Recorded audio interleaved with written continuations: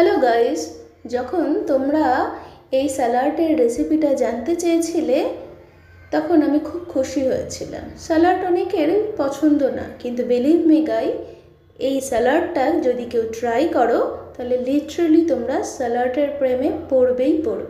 Salad করতে লাগছে এই সবজিগুলো, যেগুলো মার্কেট থেকে এনে ভালো করে ধুয়ে খুব ঝিরি করে কেটে নিতে হবে। এরপর একটু পিঙ্ক সল্ট, অপশনাল অবশ্য, সাদা সল্টও দিতে পারো, ভালো করে মেখে একদিন পুরো ফ্রিজে রাখতে হবে। এর থেকে অনেক জল বেরোবে, যে জলগুলো ভালো করে চিপে একটা অবশ্যই কাঁচের বলে রাখতে হবে।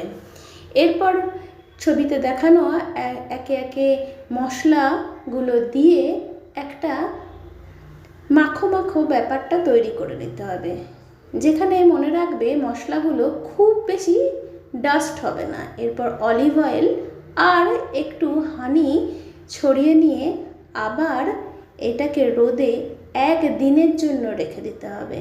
তাহলেই তৈরি তোমার এই বিখ্যাত জাপানি স্যালাড, যেটার নাম নুলাম।